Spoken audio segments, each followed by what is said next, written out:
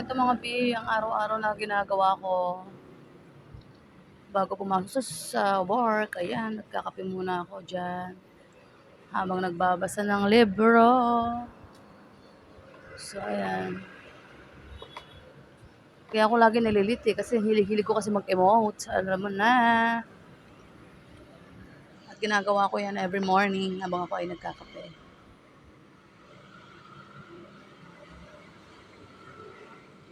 Nagbabasa-basa lang ng libro na hindi naman maintindihan. Charis!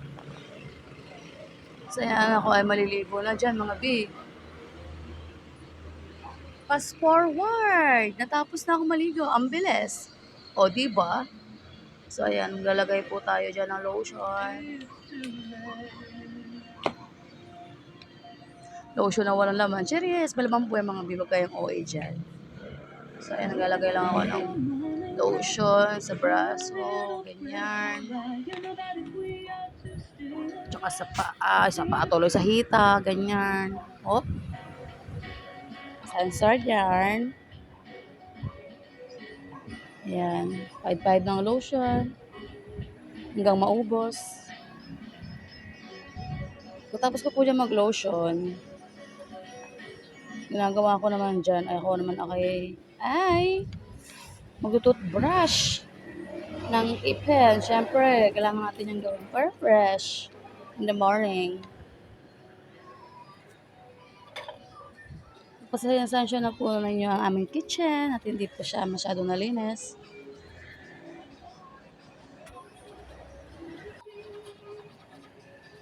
Ano ba yan? Ang tagal naman ito mag-toothbrush. Baka naman tanggal lang yung ipin yan. O yan, okay na. Tapos na. Diba? Ayan, mumug-mumug tayo. Kunwari. Pinagmumug talaga ako dyan mga. Hindi po ako nagkukunwari. Ay, ang bilis. Nakabihis na rin ako. Fast forward. Nakabihis na agad dyan. Ayan. Ayan pong outfit for today's video.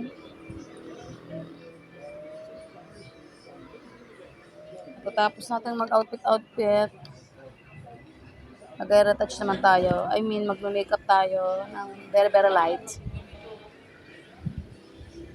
Ganun lang po ang aking ginagawa. Maglalagay tayo ng sunblock sa ating face lock, para hindi masunog ang ating mukha. Ayan, binuksan ko ang pinto kasi medyo madilim. So, ayan, tamang lagay ng sunblock.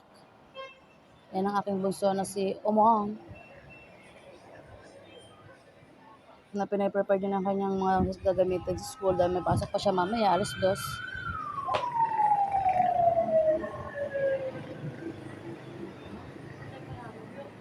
Ayan. Pasensya nyo na po ang aking mga balbel na naglalabasan.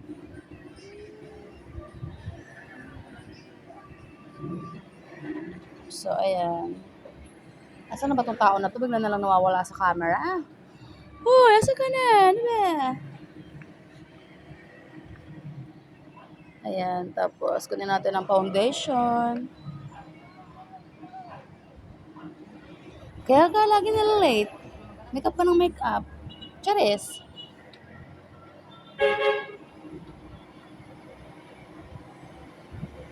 Ayan, konting naglagay ng foundation.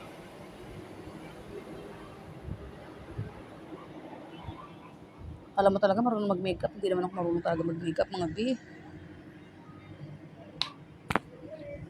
Ayan, tapos alas na yan. Ang best mo naman mag-makeup, B. So, ayan na nga. Pag oras ng lola mo, ayan, tinadlock lang yung pinto. So, ayan. Password, nasa highway na kami kagad niya, mga B. Charan! O, diba? Ayan, naglalakad ang akin. Hindi siya nakapasok, mga B, kasi meron siyang ubo. Matagas yung kanyang ubo. Pwede sa matita, mamaya na lang. Hindi ko siya pinapasok, mga B, ang aking panganay na si Umo. Ay, si Umpio pala. Ay, sorry. Ano kayong hatid? Sabi ko sa kanya, hindi ko na sila ihahatid kasi malapit lang naman sila. Sa aming bahay ni tita, mama, gano'n. Tambilis na ako sakay na kagad ako ng tricycle dyan, mga B. Hindi na ako naglakad. Kasi meron ako nakita kakalala, ayan. Sumabay na ako sa kanya sa tricycle, ayan. Pero pag sumakay po ako ng tricycle, may bayad po yan, 15 pesos. Dito na ako sa work, so... At eto na nga mga dear, dito na ako sa work. Ayan. O, diba ang bilis? Pero late pa rin ako dyan, mga B. Bagong-bago, laging late. Ngayon lang sa isang boy at ako dumating. So, yan lang mga B, ang aking everyday routine. Here. O, diba? Parang hingal-hingal pa yan. Kala mo talaga naglakad. Oh. Uy!